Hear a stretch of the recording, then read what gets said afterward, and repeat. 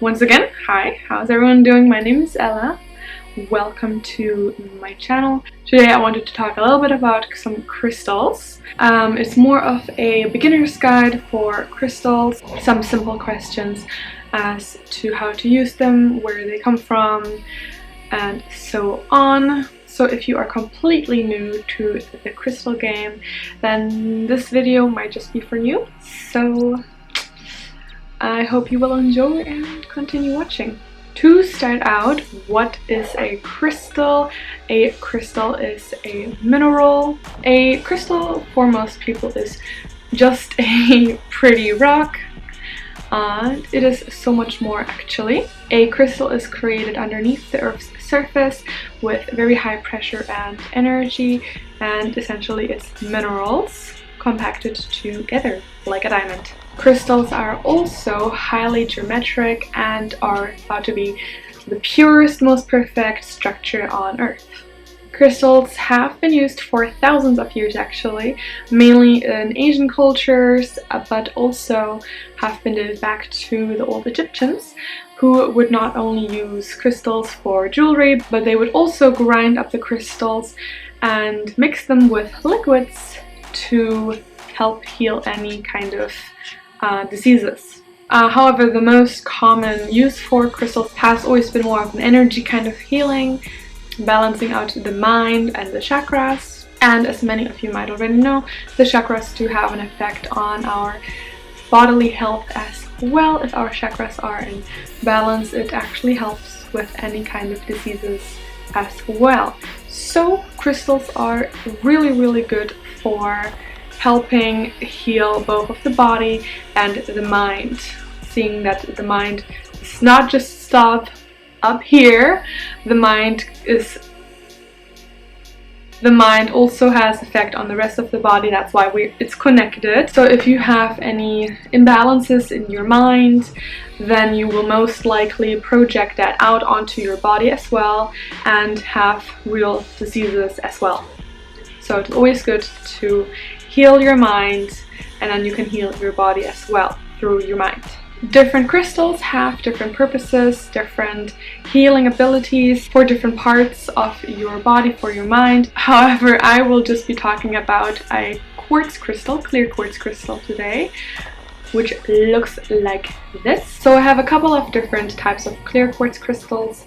This is a point or a generator crystal. This is a cluster. A cluster looks like this, consists of many points or teeth, whereas this is a self-standing point or generator. Then we also have a tumbled quartz. These are very common and very cheap in stores, in crystal stores. And we also have a tiny little one. However, the size does actually not matter with the energies of a crystal. A tiny little quartz can still have a lot of energy, might even have more than a large crystal, so the size really does not matter. So, about the clear quartz crystal. It is the most powerful crystal on Earth. It is the mother crystal, it is the most general crystal. If you ever need any crystal to start out a collection, if you are new, you have not purchased any crystal or received any crystal, then get yourself hands-on on a quartz crystal, clear quartz crystal. Those are the most useful crystals, the most handy ones. They can help with anything. They are just amazing. So you'd say, okay, but if it is so amazing, if it is so powerful, then it must be really pricey, right? Really expensive. Actually, it's not. It's one of the most common crystals, and you can get it as low as for $1 or even cheaper depending where you are. So quartz crystals. So let's say you just purchased yourself a crystal, or maybe you have received a crystal and you're like, what do I even do with this thing? So first you have to cleanse and charge your crystals to make sure that they're not carrying any negative energy from the past, or yeah, you just want to neutralize your crystals. How do you do that? There are many different techniques.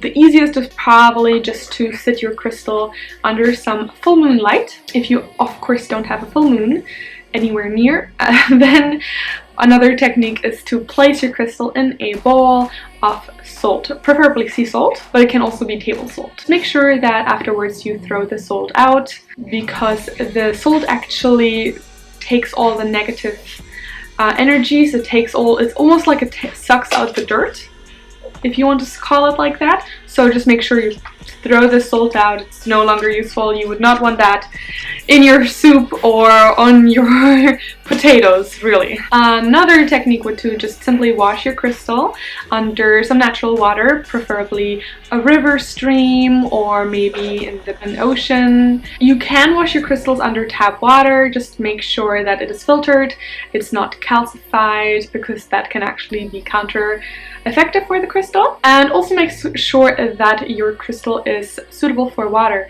Some crystals actually dissolve underwater, such as the selenite. So make sure that you're not going to lose your crystal. Just make sure that when you buy a crystal, type in the name in Google, see if it is suitable for water. And another technique would also be to place them under the sunlight. Once again, make sure that your crystal is suitable for sunlight. Some actually do fade when you place them in sunlight. Such crystals as the citrine or the rose quartz do actually fade in sunlight. So make sure you watch out for that as well. If you are really not sure what crystal to even get, or if you are in a crystal store and you're like, oh my gosh, so many crystals, right? The easiest way, or the preferred technique that I like to use, is just to go around, be touchy with the crystals. You kind of need to feel up on their energy and everything, you know, and just get in there. And usually it's a crystal that you are really drawn to, which is perfect for you. Also, another cool feature of crystals is that they actually have feelable, is that a word? Feelable energy. What do I mean by this? Very, very simple. You can practice this, so don't worry if perhaps this will not work out the first time you try. But all you have to do to feel the energy of crystals, all you have to do is to open your palm, have it relaxed, be quite calm, and then place your crystal into your palm. So here I have a quartz, once again, semi-raw, has a raw end, but a very nice defined tip. So I'm just going to place this into my palm. I hope you can see this, guys. And just place it in your palm, be relaxed, and you can either close your eyes for this, or you can look at it, but your mind has to be focused on the crystal and what you might feel. And this might not happen the first time you try this, just be patient. All you have to then do is focus on the crystal, and different people might feel different things. Different crystals might feel differently as well. You might feel a pulling sensation, as if the crystal is either pulling or pushing down onto your hand. You might feel warmth or cold. You might feel a tingling sensation. You might even feel like the crystal is almost wanting to move. It can feel really, really weird. Different people might be more or less sensitive to crystals. So when you are ready to work with your crystal, so what do you do when you have such a crystal, right? Crystal healing is of course the most common use of crystals. What you can do is, for example, you place the crystal on either your different chakras or body parts. For example, if you are stressed out, you can place your crystal onto your forehead, or you can just hold it in your hand as well if you are not in a place where it is appropriate to place crystals on your forehead, or you can have it in your pocket. You can also place crystals into, for example, your wallet. I have a tourmaline in my wallet for prosperity, so that is also something you can do. You can meditate with crystals as well, which is also another way to cleanse and charge your crystals.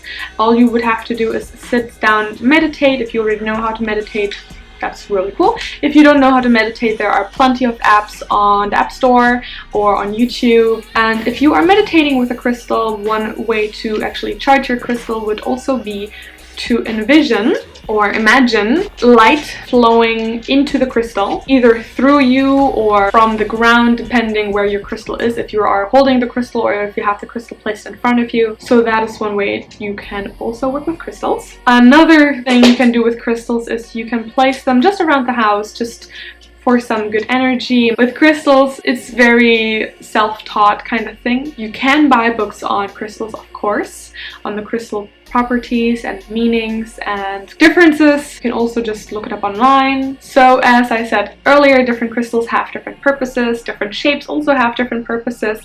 For example, there are shapes such as the sphere. So I do have this rose quartz sphere, and spheres are the most perfect shape because they actually radiate the energy completely evenly. So that is really great. They are a little bit more pricey, however. Then you of course have the clusters, as I mentioned earlier, and a crystal generator or wand or point. They usually disperse the energy flowing upwards as the tip of course goes upwards. Other crystals might have two tips. So if you have a crystal that has two tips, then the energies would be flowing in both those directions. A tumble like this, it is very uneven. However, that does not mean that it does not carry great energies as well. Those ones are great to just hold in your hand. They're better than fidget spinners. Trust me on that. And then you also have little teeth like this. This is from a quartz cluster. So something like this actually got broken off from a cluster like this. These are great for just carrying with you in your pocket, in your wallet, or in your bag, as they're quite small. What about people who are very skeptical about crystals? How do you even know that they're working? Like, they're just rocks, right? Well, it's the same as with Wi-Fi or radioactive matter. Just because you can't physically see it does not mean that it's not working. Everyone knows Wi-Fi works, right? Many people don't know how it works, but it works. And the same with radioactive matter. We definitely know that works as well. And then again, who knows, perhaps in a few years perhaps in a few years the scientists will be able to uncover some of the crystal mysteries as well, just as they have discovered new technologies every day. Amazing things in this world are being discovered every single day, and so I believe it is with crystals. And a fun little fact is actually, did you know that every single technological device, such as your phone, actually has a crystal inside? So science does see a little bit in them after all. So yeah, that was it for this video. I hope you enjoyed it. I hope that it answered some of your questions, and of course if you have any more questions then feel free to ask me. So thank you so much for watching, and I hope everyone has a blessed, beautiful day. Thank you guys.